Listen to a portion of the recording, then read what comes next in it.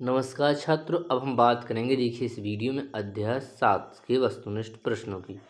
तो चलिए शुरुआत कहते हैं।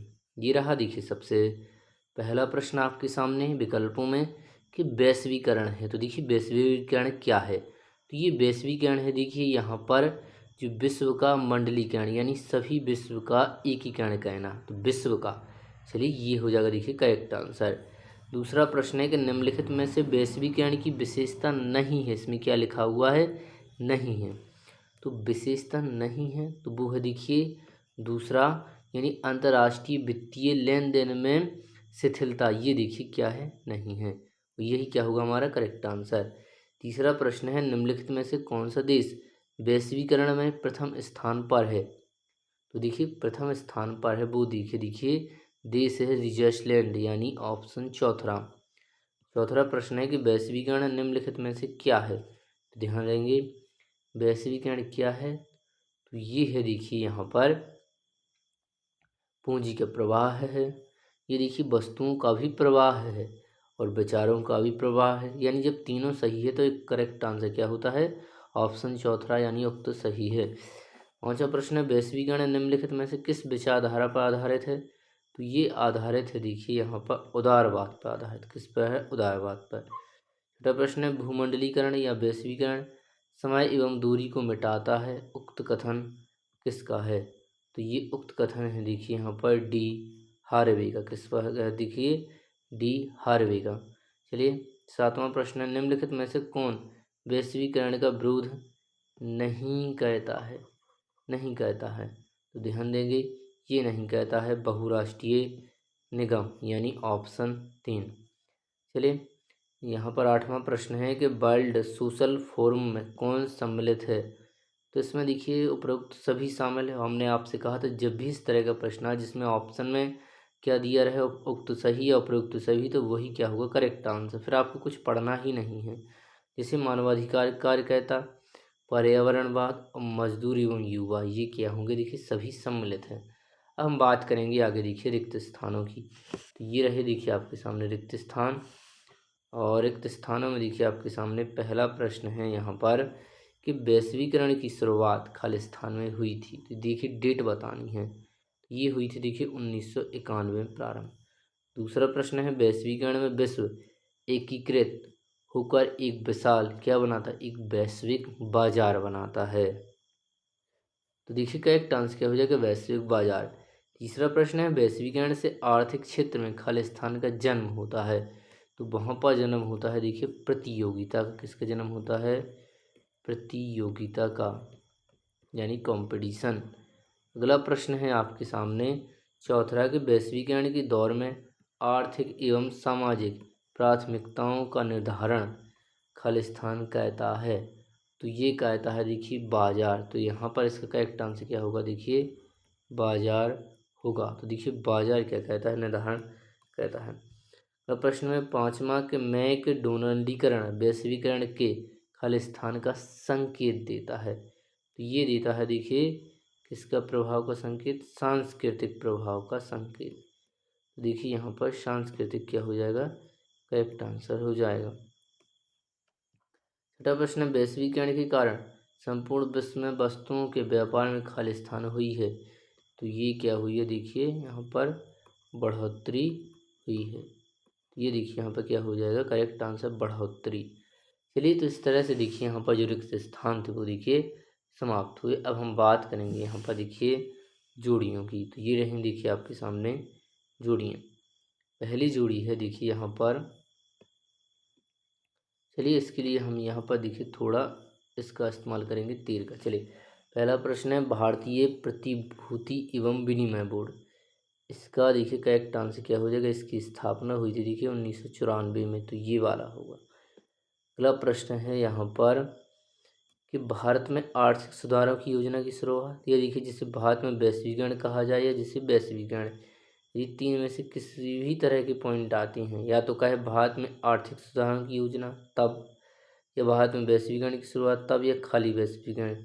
तो ऐसी कंडीशन में जो करेक्ट आंसर होगा वो देखिए होगा यहाँ पर क्या, वो होगा देखिए आंसर यहाँ पर 1991 में। क्या होगा इसका करेक्ट आंसर होगा देखिए 1991। तो इस तरह देखिए यहाँ पर ये दूसरे का आंसर क्या हो जाएगा देखिए 1991 में हुआ था सब कुछ।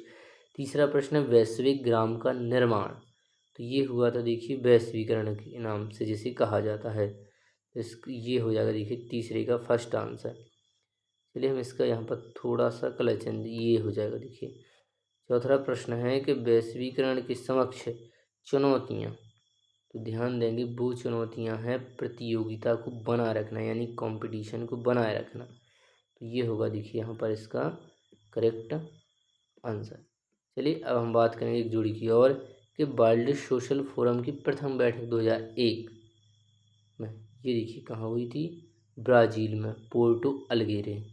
यहाँ पर ये देखिए करेक्ट आंसर होगा। तो इस तरह देखिए हमने यहाँ पर क्या देखी हैं जोड़ियाँ।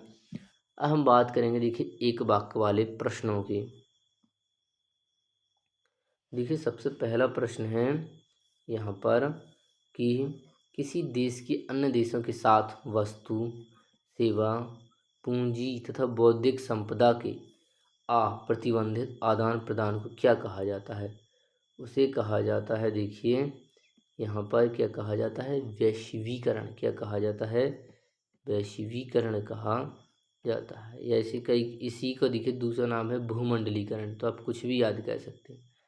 चलिए अगला प्रश्न है यहाँ पर इसका मतलब क्या था। इसका मतलब था कि किसी भी देश में एक देश है और कई देश हैं, उन देशों के साथ वह वस्तुओं को, सेवाओं को, पूंजियों को, बौद्धिक संपदा को आदान प्रदान कर सकता है। इसका मतलब है अप्रतिबंधित यानी किसी प्रकार की रोक नहीं है। तो वह क्या है वैश्वीकरण है, भूमंडलीकरण है।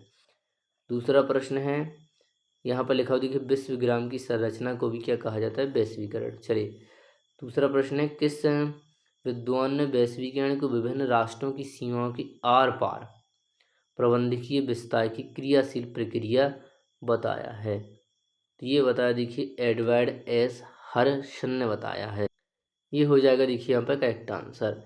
चलिए अगला प्रश्न है तीसरा कि भारत में वैश्वीकरण का क्या उद्देश्य है। तो देखिए इसका उद्देश्य कि जो भारत की अर्थव्यवस्था है वह अन्य देशों की अर्थव्यवस्थाओं से क्या हो जुड़े यानी विश्व की अर्थव्यवस्थाओं से भारत की अर्थव्यवस्था का क्या हो जुड़ाव हो। ये आप देखिए इसको सुन चुके होंगे।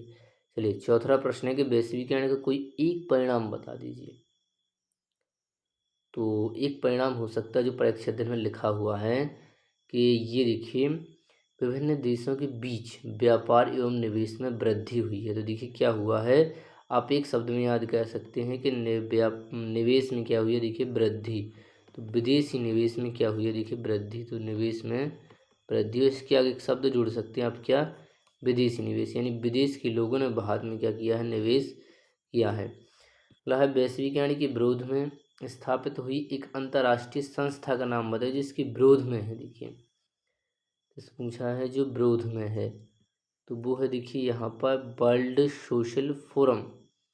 कौन है देखिए वर्ल्ड है हम लिखेंगे वर्ल्ड सोशल। तो ये देखिए सोशल हो जाएगा और फोरम तो देखिए ये फोरम हो जाएगा। हिंदी में जिसे देखिए विश्व सामाजिक मंच कहा जाता है। चलिए एक प्रश्न और है आपके सामने। चलिए एक नहीं दो प्रश्न है। लिखा हुआ है छठवें में कि 16वीं वर्ल्ड सोशल फोरम बैठक 13 से 17 मार्च 2018 को हुई थी और ये कहाँ हुई थी। तो ये पूछा है तो ये हुई थी देखिए ब्राज़ील में। ब्राज़ील में एक जगह है सल्वाडोर। क्या है देखिए सल्वाडोर। आपको देखिए यहाँ पर वो वाला बा बनाना है इस वाले बा को नहीं बनाना है इसको हटा देना है। सल्वाडोर ये कहाँ पर है ये देखिए ब्राज़ील में है। चलिए सातवां प्रश्न है 50वीं वर्ल्ड इकोनॉमी फोरम कब एवं कहाँ हुई। तो ये देखिए डेट इसका आंसर यहाँ पर लिखेंगे हम। देखिए ये देखिए 21 से 24 जनवरी 21 से 24 जनवरी 2020 को। और जगह है देखिए रिजर्सलैंड और उसमें भी कौन सी जगह एक जगह है उसके अंदर देखिए दा बॉस। क्या है देखिए दा बॉस। तो इस जगह पे देखिए हुआ था। इस तरह से देखिए हम एक वाक्य वाले प्रश्नों को देख चुके हैं। चलिए हम बात करेंगे सत्य सत्य वाले प्रश्नों की। तो ये रहे देखिए आपके सामने। तो चलिए यहाँ पर देखिए इनको शुरुआत कहते हैं। चलिए पहला प्रश्न है, यहाँ पर देखिए लिखा हुआ है यहाँ पर कि इसको थोड़ा हम देखिए यहाँ पर। पहला प्रश्न है सत्य असत्य में कि वैश्वीकरण के लक्ष्य को हासिल करने हेतु पारदर्शिता अत्यधिक आवश्यक है। हाँ, ये बिल्कुल सही बात है, यानी ये सत्य होगा। दूसरा प्रश्न है वैश्वीकरण से रोजगार के अवसर कम हो जाते हैं, जबकि इससे क्या होता है कि रोजगार के अवसर बढ़ जाते हैं, लेकिन इसमें क्या लिखा हुआ है, कम हो जाते हैं, जिसके कारण ये क्या हो जाएगा, असत्य। दूसरा प्रश्न है भारत सरकार की नवीन आर्थिक नीतियों में एक नीति अर्थव्यवस्था के वैश्वीकरण की है। तो बिल्कुल ये है, और ये क्या हो जाएगा, देखिए सत्य। चौथा प्रश्न है वैश्वीकरण के कारण विकासशील देश उल्लेखनीय कीर्तिमान स्थापित कर रहे हैं, जबकि यहाँ पर ऐसा नहीं है। यहाँ पर लिखा हुआ है कि अब विकासशील, जबकि जो विकसित देश हैं वो ऐसा कर रहे हैं, जबकि यहाँ पे क्या लिखा हुआ है, विकासशील, जिसके कारण ये क्या हो जाएगा, देखिए यहाँ पर गलत हो जाएगा। अगला प्रश्न है पांचवा वैश्वीकरण में पूरा विश्व बट जाता है, जबकि ऐसा नहीं है। पूरा देश क्या हो जाता है, एक देश बन जाता है, यानी मिल जुड़ता है, जिसके कारण इसमें क्या लिखो, बट जाता है, जबकि ऐसा नहीं है। अगला प्रश्न है छठवां वैश्वीकरण से पूंजीवाद को बढ़ावा मिलता है। तो ये देखिए यहाँ पर बिल्कुल सत्य होगा। अगला सातवां प्रश्न वैश्वीकरण आर्थिक समानता को जन्म देता है। तो हाँ, ये देखिए आर्थिक समानता को जन्म नहीं देता है, जबकि इसमें क्या लिखा है, वो देता है। ये समानता को, आर्थिक समानता को कहाँ से जन्म देता है, जिस कारण ये क्या हो जाएगा, देखिए यहाँ पर असत्य हो जाएगा। अगला है आठवां वैश्वीकरण एक बहुआयामी परिघटना है। हाँ, ये क्या है, बहुपर्यामी घटना, ये सत्य होगा। नवा प्रश्न है विभिन्न देशों तथा समाजों पर वैश्वीकरण का प्रभाव विषम पड़ रहा है। ये देखिए बिल्कुल सत्य होगा, विभिन्न देशों पर, समाजों पर। दसवां है वैश्वीकरण का एक प्रमुख कारण टेक्नोलॉजी है, यानी प्रौद्योगिकी है। तो हाँ, ये बिल्कुल क्या होगा, सत्य होगा। यहाँ पर सब वैश्वीकरण का संबंध विश्वव्यापी पारस्परिक जुड़ाव से है। हाँ, विश्व लेवल पर जुड़ाव महसूस करना इससे है।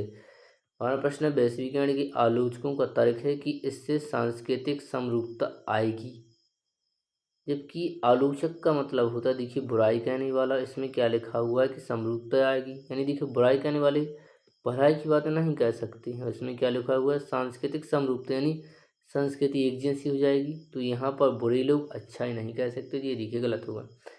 तीसरा प्रश्न वैश्वीकरण के सांस्कृतिक प्रभाव केवल नकारात्मक होते हैं, जबकि ऐसा नहीं है, सकारात्मक भी होते हैं, नकारात्मक। एक शब्द क्या लिखा है, केवल, जिसके कारण यह क्या हो जाएगा, देखिए असत्य हो जाएगा। तो इस तरह देखिए यहाँ पर सत्य सत्य समाप्त हो जाते हैं। इसी के साथ ये जो वीडियो में बनने वाले सभी वस्तुनिष्ठ प्रश्न हैं वो देखिए समाप्त होते हैं। यदि आपने वीडियो नहीं देखे तो आप हमारे चैनल पर जाकर सभी वीडियो को देख सकते हैं। यदि आप हमारे चैनल पर नए हैं तो चैनल को सब्सक्राइब करें, वीडियो को लाइक करें, अपने दोस्तों में से अवश्य शेयर करें इसी तरह की और वीडियो देखने के लिए।